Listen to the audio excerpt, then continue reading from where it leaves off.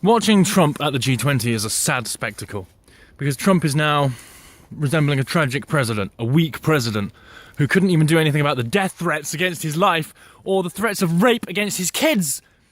Trump hasn't done anything about it. He just let celebrity after celebrity get away with it after celebrity. Obama never did that. If you said anything about Obama during his reign, you'd get a visit by the Secret Service. No matter where you were in the world, you'd get a visit from the Secret Service because death threats weren't permissive under Obama. Trump has been too tolerant. I said this before in my previous video. He's been too permissive. He's been too liberal. And therefore, these fake liberals, these authoritarians have taken him down. He didn't purge the media. He didn't stop Antifa. He didn't go after Soros. He didn't do anything. He didn't even do anything about death threats or rape threats against his own kids. He did nothing against that. What's he gonna do? So he walks around in the G20 looking lost and feeling sidelined, deciding to believe his deep state and, not talk to Putin. Yeah, he's decided not to have that meeting with Putin, which was vital and necessary and should have happened. But because he believes his fake deep state that give him fake intelligence, and he doesn't seem to have the intelligence to actually believe the actual things that happen, Trump is a weak president, man. He's a very weak president. He's so weak, he won't even do anything if you death threat or rape threat his kids. That's how weak Trump is. That's why Henry Fonda did it, Peter Fonda, whatever, and got away with it. That's why Bette Midler now says it, gets away with it. That's why Robert De Niro said what he said, got away with it. That's why they all say what they say and get away with it and then double down, because Trump allows it, and he shouldn't have allowed it in the first place. If only Trump was the champion that we thought he was. If only he was going to lead the humanity against the corporatocracy, against, Antifa and Soros groups and all the funding and agitation. And speaking of Soros funding and agitation, France.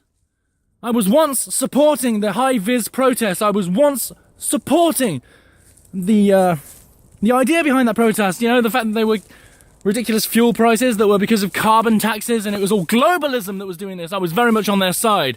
But when they start turning cars around and setting fire to things, punching people, running around, destroying their own town, and half of them look like Muslims anyway. I mean, I don't know what that means, but I don't support this protest anymore in France.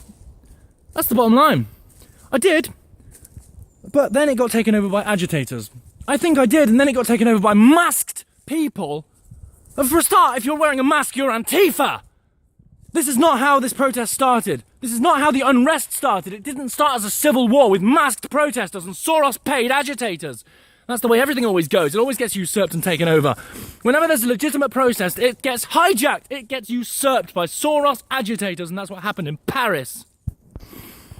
And so Macron, his response is state of emergency. Well, who do I support? Macron, the globalist, who was put in illegally because they censored all the information that was coming out about the leaks, the WikiLeaks at the time of the corruption, etc. And on the day of his election, he somehow won, even though no one voted for him. Now he's got a 23% approval rating, and that kind of proves it, doesn't it?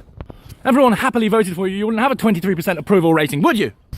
But everyone's been stiffed by this globalist system, you see. They were trying to get Macron in place to replace Merkel, to be the leader of the EU, because she's fallen from power. Well, Macron isn't going to be the leader of the EU. Macron has fallen from favour. And if these people that are protesting Macron, etc., are Soros-funded agitator groups, he purports to be left-wing. Macron purports to be centrist, so it does kind of make sense that he would be against it. I mean, they used to put in puppets to take them out again. Look at Saddam Hussein. Look at Bin Laden. Famously, the CIA, the deep state, etc., the governments, they always put in puppets around the world to take them out later, so they can say that we took them out, we didn't put them in, obviously. Macron isn't the saviour of anything. He isn't going to even be saving his town. He can't save his presidency, he can't save his city, he can't save his country. He is, however, the destroyer. Everyone who the establishment likes, who the media likes, who the celebrities like, they are the destroyers, they are the globalists. And everyone who the establishment hates and they call Nazis or racist or whatever, they are the populists. They're the ones that are against globalism because they support their country, they support the freedoms that their ancestors and our forefathers fought for, 2 world wars, etc. But we've just given it away, haven't we? Because we don't care, because Moasis!